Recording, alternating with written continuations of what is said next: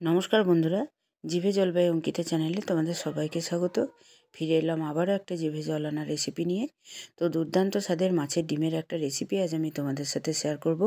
তো রেসিপির প্রথমেই দেখো আমি মাছের ডিম হাত দিয়ে খুব ভালোভাবে ভেঙে নিচ্ছি, চটকে নিচ্ছি। আর এখানে কিছু বেসিক মশলা আমি কুচিয়ে রেখেছি। এখানে টমেটোটা বাদ দিয়ে শুধু কাঁচা লঙ্কা, রসুন আর পেঁয়াজ কুচি আমি মাছের ডিমের মধ্যে দিয়ে দিলাম।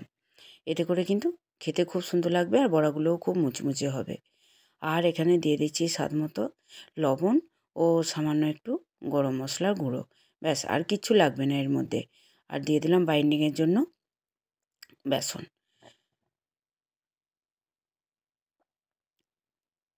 তো দেখো বেসনটা দিয়ে খুব ভালোভাবে আমি মেখে নিয়ে গরম মশলা গুঁড়ো এখানে দিয়ে দিলাম। ছোট ছোট বড়ার আকারে আমি গরম তেলের মধ্যে কম আঁচে ভেজে নিচ্ছি। কড়াইয়ে আগে থেকেই তেল গরম হতে বসিয়ে দিয়েছিলাম।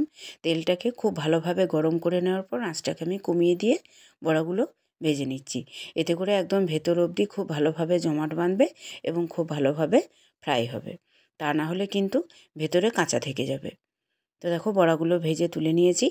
আর এখানে এই রেসিপিটার জন্য যে মশলাটা আমি ব্যবহার করব, দেখো 1 চামচ মৌরি আর 1 চামচ জিরে আর কয়েকটা শুকনো লঙ্কা। তো সেটা মিক্সিতে আমি পেস্ট করে নিচ্ছি। ওটা হতে হতে এদিকেও দেখো দ্বিতীয় রাউন্ডে বড়াগুলো আমি ছেঁকে তুলে নিয়ে তেলের মধ্যে ফোড়ন হিসাবে দিয়ে দিলাম পেঁয়াজ কুচি, রসুন কুচি, কাঁচা লঙ্কা কুচি। আর যে মশলাটা আমি বেটে রেখেছিলাম সেই বাটা মশলাটাও আমি কড়াইয়ের মধ্যে দিয়ে খুব ভালোভাবে কষিয়ে নিলাম। তো কষিয়ে নেওয়ার পর দিয়ে দিচ্ছি টমেটোটাকেও খুব ভালোভাবে কষিয়ে নেওয়ার পর দিয়ে দিলাম লবণ, হলুদ, চিনি, একটু কাশ্মীরি লাল লঙ্কার গুঁড়ো। ব্যাস, এগুলো দিয়ে খুব ভালোভাবে আমি মশলাটাকে একদম কষিয়ে নিলাম। টমেটো যতক্ষণ না নরম হচ্ছে ততক্ষণ অবধি কষিয়ে নেওয়ার পর দেখো প্রথমেই প্রেসারে যে দেখালাম সেটা হচ্ছে পেঁপে আলু আমি একটা সিটি দিয়ে জাস্ট ভাপিয়ে নিয়েছি।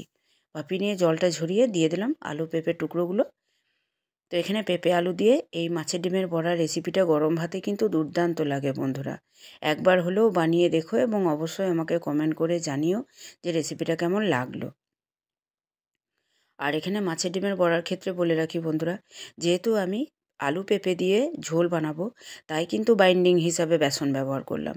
যদি তোমরা এমনি স্ন্যাক্স আইটেম হিসেবে যদি মাছের ডিমের বড়া খেতে চাও সেক্ষেত্রে কিন্তু অবশ্যই বলে রাখি একটু সামান্য চিড়ে আগে থেকে জলে ভিজিয়ে রাখবে এবং সেই ভেজানো চিড়েটা আমি ব্যবহার করি অন্যান্য ক্ষেত্রে। তো তাই সেক্ষেত্রে তোমাদেরকেও বলে রাখলাম যে স্ন্যাক্স হিসেবে যদি খেতে চাও তাহলে মাছের ডিমে ওই ভেজানো চিড়েটা দিয়ে চটকে বড়া ভাজবে, তাহলে কিন্তু দুর্দান্ত লাগে গরম চা কফির সাথে। তো দেখো কথা বলতে বলতে কিন্তু পেঁপে আলুর যে ঝোলটা আমি বানিয়ে নিয়েছি আর এখন ভেজে রাখা ডিমের বড়াগুলো আমি এর মধ্যে দিয়ে দিলাম। দিয়ে দেওয়ার পর আবারও একটু নাড়াঘাটা করে নেব। এতে করে যে গ্রেভিটা মাছের ডিমের বড়ার মধ্যে ঢুকবে এবং খুব নরম ফুলো ফুলো হবে, খেতেও কিন্তু দুর্দান্ত লাগবে। তো আমার রেসিপি আজকে এই পর্যন্তই। ফিরে আসছি আবার অন্য কোনো দিন অন্য কোনো জিভে জল আনা রেসিপি নিয়ে।